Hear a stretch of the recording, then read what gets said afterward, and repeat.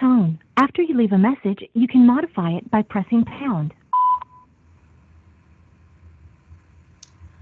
Okay, we have started recording. Let me get a PowerPoint pulled up for y'all. Yes. Okay. Good morning, everyone. We are going to go over a few things today. This is our May MTSS virtual office hours. And so we just have some things that we want to share with you to get you ready for wrapping up the end of the school year. So, of course, we start all of our sessions with our strategic goals in mind, as well as the vision and mission of the board. And it's Cinco de Mayo today. So I just thought this cute little fellow was a good way to get us started. It's just a fun, happy celebration. Sandy, I thought you would like seeing that today. Celebrating our EL friends. Okay, so I have worked with a school district who shared with me their end of the year form that they use. And so I took that form and worked with our team and developed one that we'll share with you statewide. It has not been added to our documentation packet yet, but it will be. But we wanted to go ahead and get it out for y'all. You may already have a form in place that you're using, and that is fine. This is really for districts who may not have something in place, so they can start utilizing this, collecting this information at the end of the year. So if you'll look at it, I just took a screenshot of it. I'm going to send you the document, and it is a Word document. So I'm going to email that out to all of you this afternoon, along with the recording and this PowerPoint. So you'll have it. So it is typable, fillable, all of the things that you need. So you see, to start it off, it's just general student information, their name, their classroom teacher, the grade that they're in, the current school year, if they have an interventionist, the school that they're at for this year, counselor, any grades that they've repeated, and if they're going to be promoted or retained for that year. So all of this, you have to think about it as the end of this school year and how you're going to capture the work that has been completed. And I already see something that I want to add at the top. I'm going to add the year. So I'll put that before I send it out. So I'll put 2020, 2021 at the top. So you'll have that. Okay. Also, your universal screener data. So whatever you're using for your universal screeners, you've got a place to put in here for reading and math. And because it is typable, if y'all do a behavior screener 3 times a year, just add that to it. Just add another row to this document, and then you can type in behavior. So we want this to be a piece that you can use and it's going to work for you in your district. Another piece right here that you see on the screen is your dyslexia screener. So we've got it here for your kindergartners, your first graders, and really all you have to do is put if they passed or they failed. So if it's just a pass fail, that's all we're looking for there. I'm not looking for any type of scores or anything like that.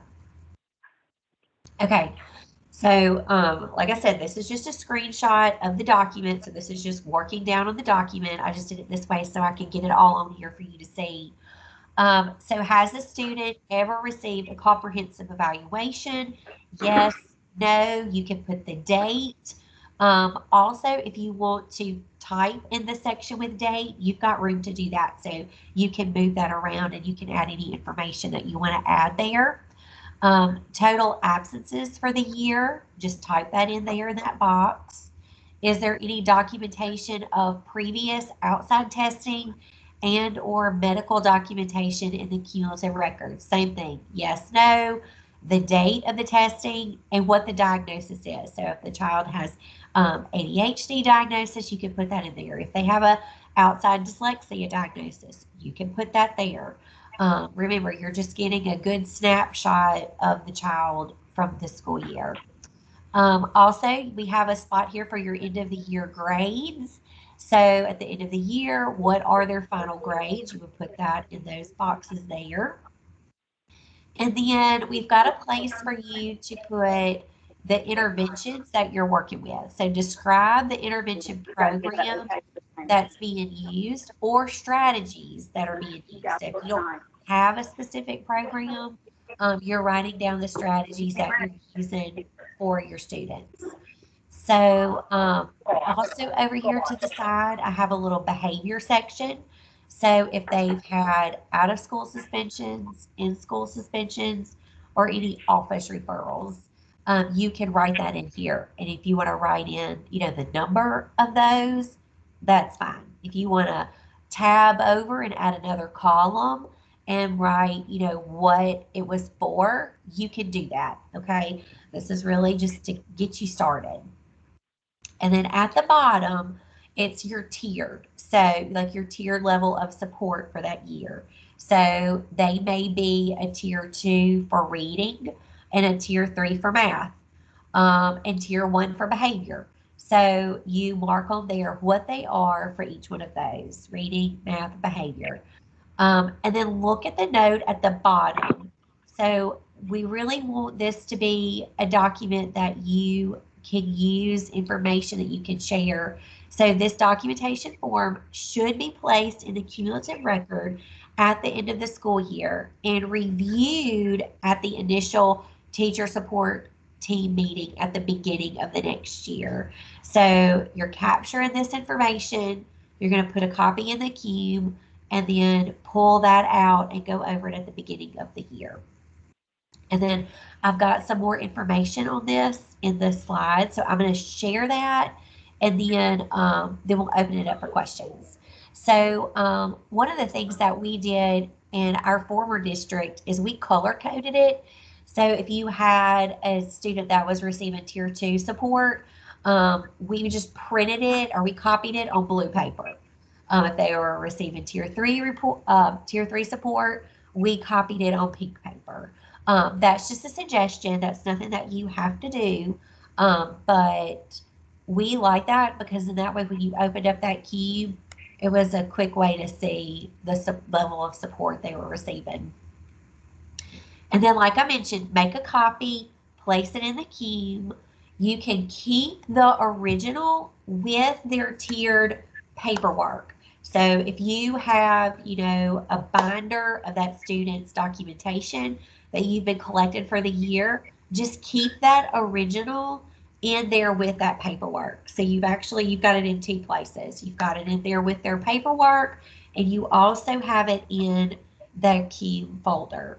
And then if your student is transitioning to the next school, to the feeder school, we really recommend, I know a lot of districts do this, is scheduling a meeting with that feeder school coming up in the next few weeks. So one thing that we always did was I would schedule a meeting with the interventionist that was at the next school. I had K2, so when those second graders were transitioning into 3rd grade, I would schedule a meeting. We would sit down.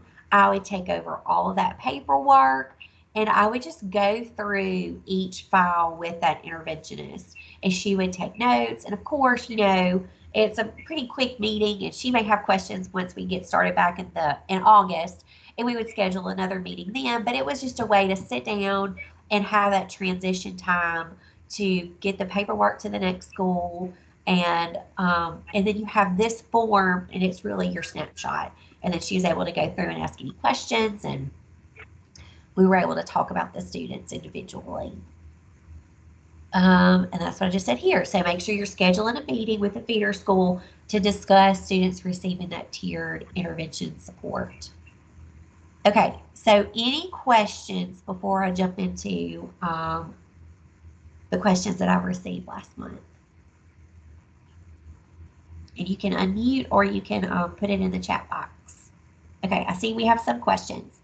Do we complete this form for tier 2 and tier 3? Yes.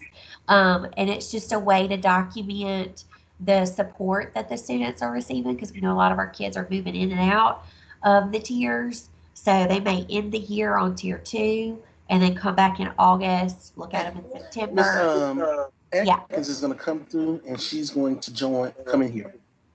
Okay, that's fine. Will this take the place of the profile sheet? No. So you'll still have your profile sheet that you fill out on your students. This is really just an end of the year form to get that information gathered at the end of the year for your kids. Let's see, if the student profile or program we are using, having this all there, do we need to do it again? Okay, so I would take the information that you have and put it on this form. Um, like I said, just because it's going to gather it for you. If you have a printout that has all of this there, then don't recreate the wheel. Just use this if you need it. It's that support piece. So we know a lot of our districts don't have an end of the year meeting. So this is a way to get you started. And it's to get that conversation going. So we just want to make sure you're capturing the data on your kids at the end of the year and you're having that meeting to wrap up, and especially if they're transitioning to another school. Okay, so it's okay that you joined late. We know it's been, we had a crazy day yesterday and with all the weather, and we know a lot of you are helping with the state testing. So we are recording this. So if you missed any of it, that's okay. I'm going to send it out in the recording. I'm going to email you the form. It has not been uploaded onto the website yet. We just finished kind of tweaking it and finalizing it yesterday. And so I sent it to our technology person to add it to the documentation packet. But so it's not been added yet. So I will send it out to you today when we finish up our call. Okay, any other questions? Anybody from our team, Jada or Sandy, do y'all have anything that you want to share? Because I know y'all use these when y'all were in the districts. Right. One thing that I was just going to say is that sometimes on my profile sheet, I might have, for example, number of absences and office referrals from kind of a mid-year point, and maybe I don't have it on there for the end of the year. So this was really a good sheet for me to go back and just make sure that I had that final end of the year number on there to be looked at. So in my mind, I would always kind of look to that end of the year form as the final information for me. So that's kind of something to keep in mind when people decide if they want to add it or not. Yeah. Thank you, Jane. Yeah, and it also the schools that I was in had a lot of transiency, so it was a really good way when a student transferred out to be able to say, oh, that can go with them, put that in their cume with it, and that way the district, because sometimes the district would request information on interventions, and this way it was all right there for them. Yeah, that's a good point, Sandy. And this is a form, you can keep it in there for the whole next school year because, that's part of our policy. So as students are transferring to other districts, you're supposed to have that tiered information in the cume. This is a way to keep current information on your students without housing your whole packet in the cume. Like I said, it gives you that snapshot. Okay, so we had a question. If the student has made significant progress to move out of tier 3, would it be better to recommend them back to tier 1 to start the next grade or tier 2? That's a really good question, and that's something that we talk about a lot. So you've got them here at the end of the year. They've made a lot of growth. They're kind of finishing the year on tier 3, but you want to decide what they're going to look like, for the upcoming school year. You can keep them on that tier 3 to finish out the school year, and then when y'all come back in August, have that meeting, go ahead and start giving some of those beginning of the year assessments and see where they are, and then make the decision then. It may be where you want to just drop them down to tier 2 support, They may be so successful that you could drop them down to tier 1 and just monitor them. So it'll be definitely a case-by-case basis. Good. That's a really good question. That's one we face a lot.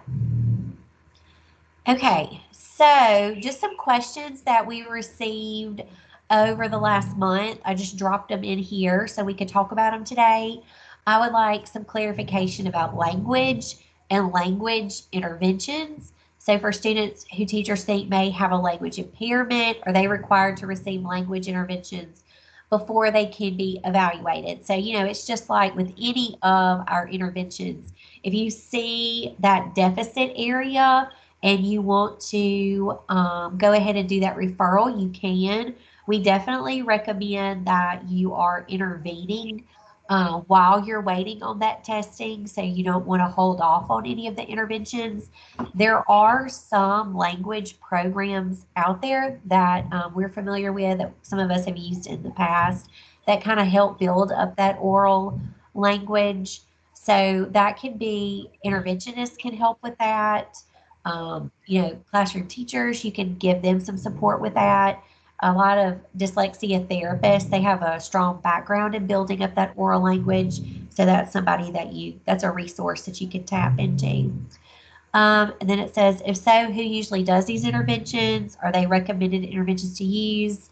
And then when a student's being evaluated for RTIC, should language be screened during this time as well? So definitely you can, when you're doing an evaluation, look at multiple pieces of that. So that was just a conversation that our team had when we saw this question. Okay, dyslexia screeners, we should be wrapping that up for the school year for our kindergarten students. One question that we got, does MDE provide screeners for older students? So the screener that's approved from Mississippi College actually has a section for some older students. I would definitely recommend using that one. I believe in their screener it says 2nd and 3rd grade, but it can definitely be used with older students. We don't have anything that's state approved as far as screening for dyslexia for older students, but I would recommend that one. It's on our website. If you want information on that, you can always reach out to Shirley Tipton at MC, and she can help you with that. If I have a first grader enroll this month, can they be screened? Sure. We kind of missed that window for our first graders because we screen them typically in the fall. But if you have somebody that's come in the last few weeks and you want to screen them, you can always screen them. Even, once they go to 2nd grade, if you have a student that's got some characteristics and you're concerned, you can give them that dyslexia screener at any time. What's the procedure for kindergarten students who failed dyslexia screeners in the spring? Are we obligated to notify parents if they do not pass? So for your kindergarten students, we recommend that you, it's like a watch list. That's kind of what we call it. You're putting them on a watch list. You can definitely start some interventions here at the end of the year. I would definitely recommend sending home some suggestions for parents to work with their kids over the summer, so you can look at the areas that they flagged on that dyslexia screener. I always kind of put a little packet together for them. So just some quick little things that they can do at home. And yes, we are obligated to notify parents if they do not pass. So if you have a kindergarten student that failed the screener, a first grade student that failed the screener, that's written into the legislation that parents are to be notified.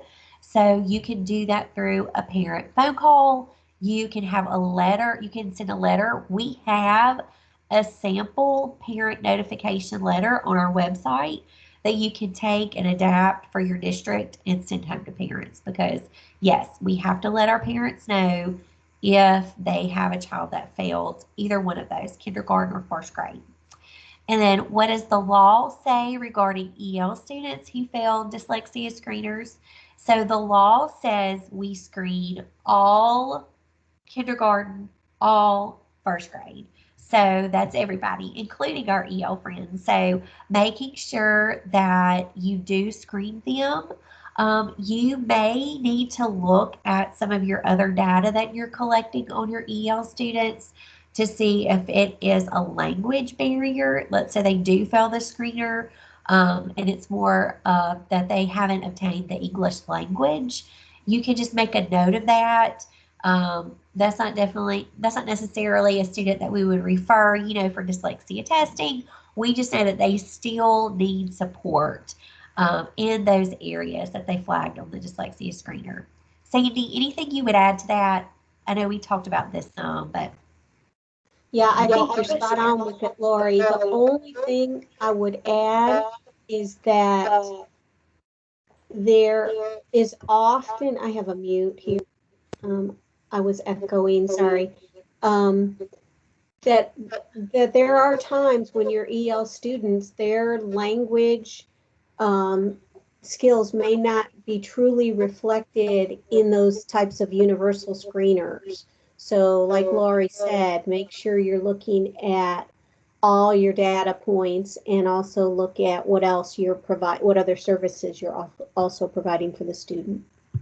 Yep. And I know we have a question here. What was the name of the dyslexia screener that you can use for your older students? And it's the screener that was developed by Mississippi College.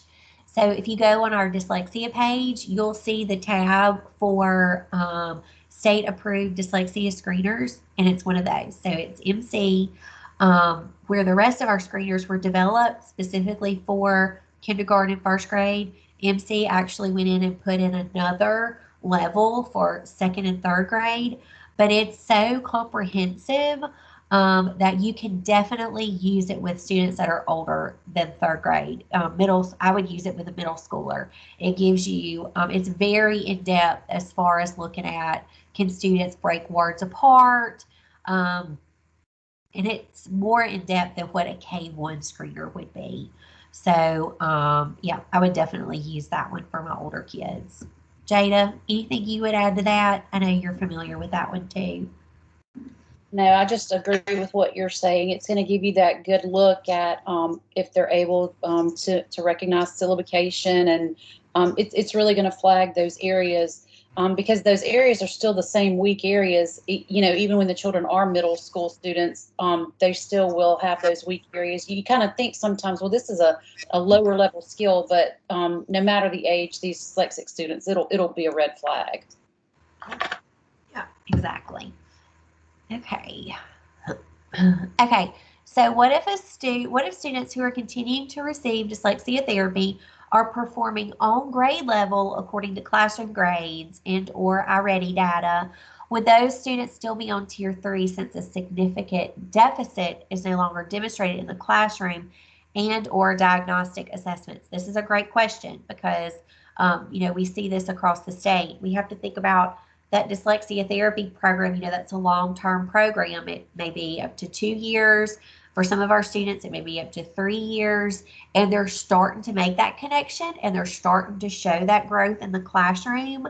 So you still want them to be identified as tier 3 because that dyslexia therapy is such an intensive intervention that you need to have that documentation in place. And it's a good way to show their growth over time. It's a good way to show, this student is receiving dyslexia therapy and look at the gains that they're making. Look at how it's transitioning to the classroom. For a lot of our kids, it takes a lot longer for them to start making those connections and taking the information that they're learning in therapy and applying it to the classroom.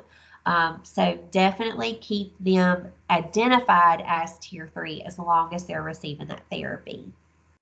Okay, so this is kind of a big one.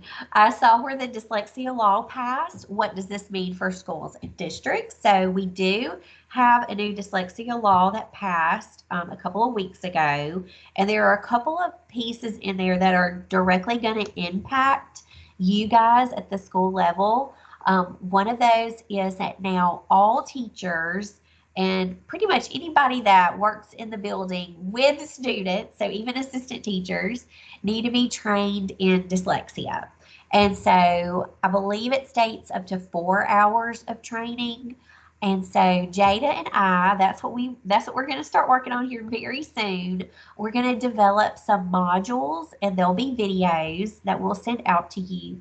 The law is very specific on the training. So we will be training on specific standards that talk about, what is dyslexia, what are characteristics of dyslexia, how can you support students with dyslexia.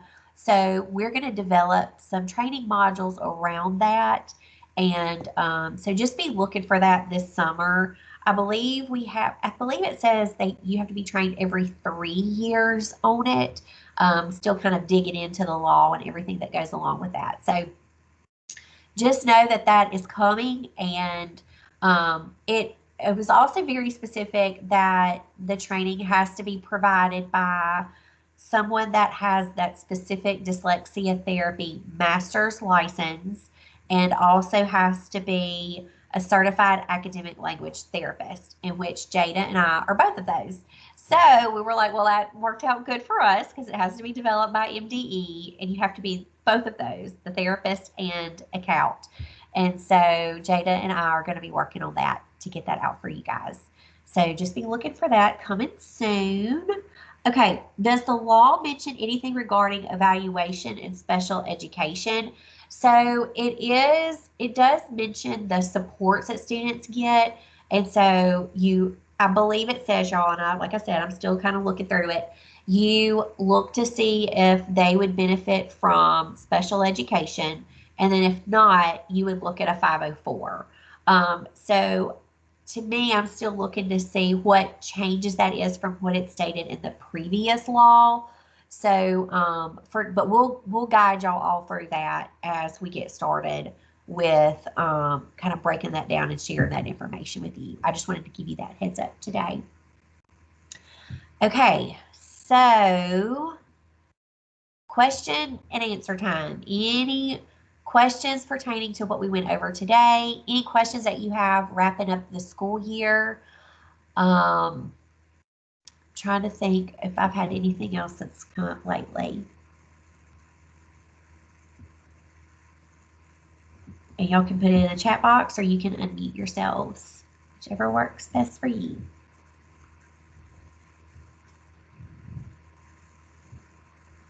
Yes, only Tier 3 students are reported to MTSS. So we have our MTSS list, and so we know most of our students did not populate on the MTSS list this year because we didn't have those repeaters like we typically do. We didn't have anybody flagged for good cause exemption. So as you have students, and think about this for next year, as you have students that are moving into Tier 3, whether it's because the classroom teacher referred them, next year, I'm assuming you will have repeaters, so you will have kids that flag on the MTSS list, but you need to go in there and add them onto the MTSS list. So as they're moving into Tier 3, that's the way that you keep them documented in MTSS. Okay, so does a Tier 2 student automatically start at the next school year with tier interventions, or is that only for Tier 3? No, Tier 2 as well. So if they are receiving Tier 2 or Tier 3 interventions, they can come back in August and pick right up where they left off. And that's why it's important to do those diagnostic pieces as they're coming in August, September, to see maybe some of their needs have shifted and they may need to do a different intervention, or you may need to focus on a different strategy. So, but yes, they can definitely pick up where they left off in August. Good question. Okay. Let's see if there's anything else coming up in the chat. Intervention team, do y'all have anything you would add, as we know they are getting ready for the end of the year? I know that I have said this before, but just I would make copies of anything if I send it to a feeder school, just in case it were to get misplaced or something. Just make sure you have another copy. That's a great suggestion. Also, as you have kids who are moving out of your district, I always try to make a copy before I sent that off, because we know a lot of times our kids come back to us. And so I always try to make a copy before I sent that information. I'll share this real quick and then we can wrap up. I know everybody's so busy. One thing that we're going to work on this summer, along with our dyslexia, is also our MTSS documentation packet. And I know that's something that we've shared, numerous times. But we just kind of want to break it down, and we'll probably do it like a recording. But just kind of going through each piece of the documentation packet, just ensuring that districts know how to fill it out, why we're filling it out. So be looking for that. Oh, and one more thing. Okay, one more thing, and then I'll answer Amanda's question. One thing I want to do is I'll probably send out like a survey style, kind of like a question answer, but I want to know who your MTSS contact person is for your district, or your MTSS coordinator for your district. So be looking for that. I'm going to set it up in like a survey, because I want to make sure, like, we have such a great group, but I feel like we're still missing some districts. So I want to make sure we know who all of our MTSS coordinators or contact person is for each of the districts. So be looking for that, and we'll be working on that too. Okay, let's see. When will the end of the year form you discussed be available? Will you email it out? Yes. So after we finish up today, I'm going to get this recording set up and send the recording out. I'll send the PowerPoint, and then I'll also send out the form. And like I said, it's a Word document, so y'all can add to it. You can, and you may have pieces. One thing that I wanted to say is, like, on ours, because I was making it general, so where we have just a box for you to type in your interventions. Well, your district, you may have, your certain intervention programs that you're using. Well, type that in there, and then your interventionist could just check the one they're using. So, like I mentioned earlier, make it user-friendly for you and your schools, because that's what we want. We want it to be a documentation piece that benefits you. And then that's the form that you'll put in the queue. So the one that I'm sending out today is the one that you'll put a copy in the queue, and then you'll have it for your records. Okay. Anything else? All right, guys. Well, we're finishing up a little early, but I think that's good. I know everyone's so busy. So if you have any questions before we meet again, I am planning a June virtual office hours, and it may just be where we just do a check-in and see if y'all have any questions as you are getting ready for the new school year. So it'll probably be a little more informal, just more of like a check-in. So be looking for that. I'll send that information out to you in the next few weeks. So if you have any questions in the meantime, feel free to reach out, email us, and we'll get back to you. All right. Thanks, everybody.